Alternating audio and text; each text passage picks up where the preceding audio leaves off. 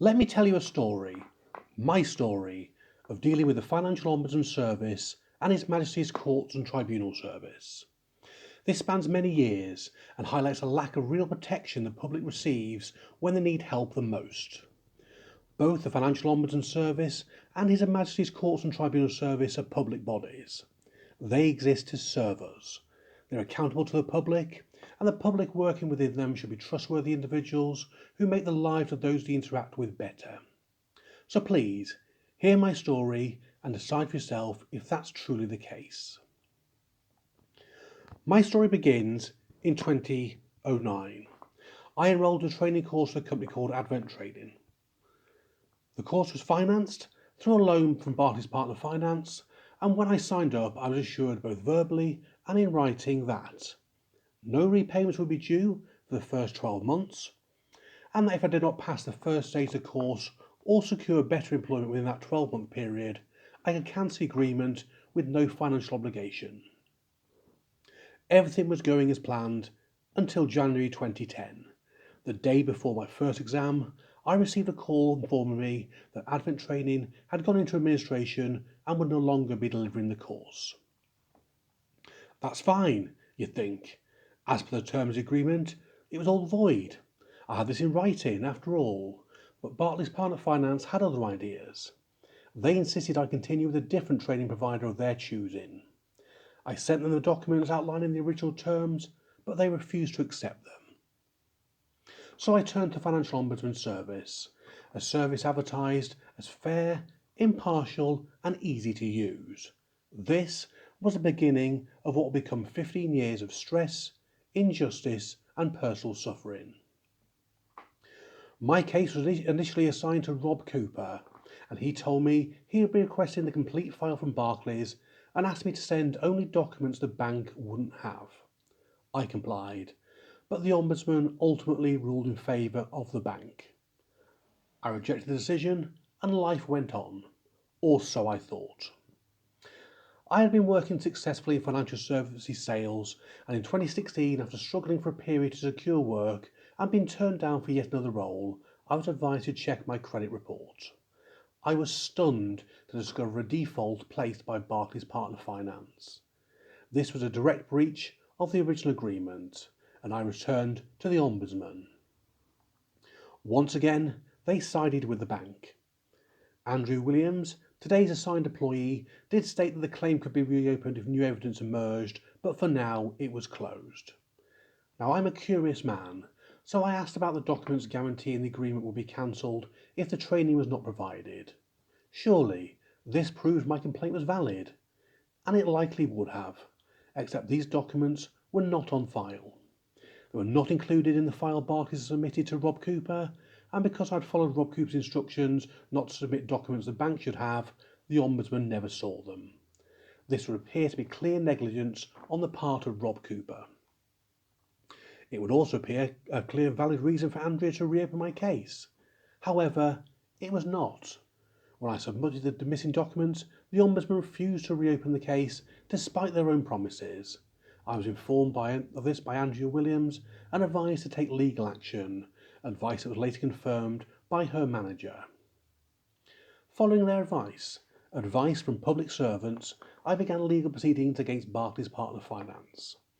The bank defended the claim, not by proving they had acted correctly, but by arguing the matter had already been decided by the Ombudsman.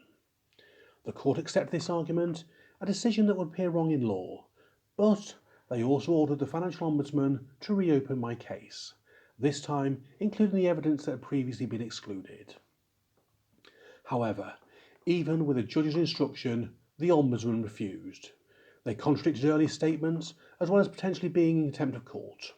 At this point, the Financial Ombudsman Service began to change their story, stating they had the missing documents all along, but when the new version of the truth was challenged with clear evidence, their response was to ignore all further communication. At this point, more than a decade had passed. The damage to my life and career was profound. A default that should never have existed had crippled my ability to work in the financial sector. I was now surviving on minimum wage jobs, my mental health was deteriorating, depression, anxiety, stress, and even heart and blood related issues became part of my daily life. To try and claim back some of my losses, I sought a judicial review. Confronted with undeniable evidence of procedural failings and inconsistencies, the Financial Ombudsman Service chose not to correct them. Instead, they spent tens of thousands of pounds defending their position, money that could have been used to help other people. In 2023, I filed a negligence claim against the Ombudsman. A court date was set for the 25th September 2024. This would finally have been progress, except the court failed to inform me of that date due to an administrative error at Wigan Court. The hearing went ahead, but without me being present, and my case was struck out.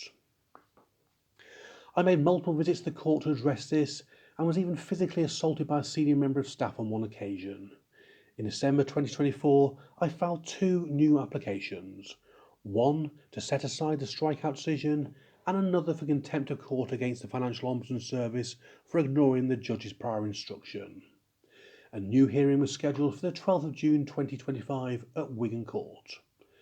I confirmed with court staff what the hearing would cover and was told it was to proceed on the main substance of my claim, namely the issues of negligence, bad faith and the contempt of court. This hearing was then at short notice cancelled and relisted to Manchester for the 26th of June. I spent hours preparing, organising documents and researching law. I arrived at court with a watertight case ready to finally be heard. However, again I had been misinformed. This hearing was only to determine whether the previous decision to strike out should be reversed. The judge was unimpressed and ruled against me, and worse still, he has barred me from taking further legal action against Barclays Partner Finance or the Financial Ombudsman Service. Now, I understand that Barclays Partner Finance, as a private company, may want to protect its interests. That doesn't make it right, but that is at least explainable.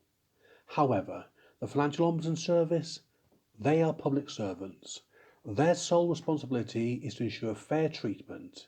Instead, they have acted in bad faith, doubled down their errors, and treated me as an adversary rather than a citizen seeking justice. And His Majesty's Courts and Tribunal Service, their role is to uphold justice, not misinform claimants, lose documentation, and certainly not to physically assault members of the public.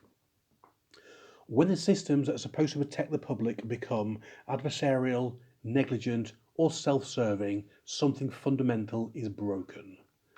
As a Justice Secretary Shabana Mahmood has said, justice delayed is justice denied.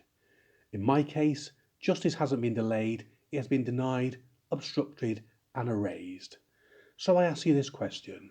Does my story show that we are heading for a society where justice is no longer accessible to ordinary people? Because I believe it does.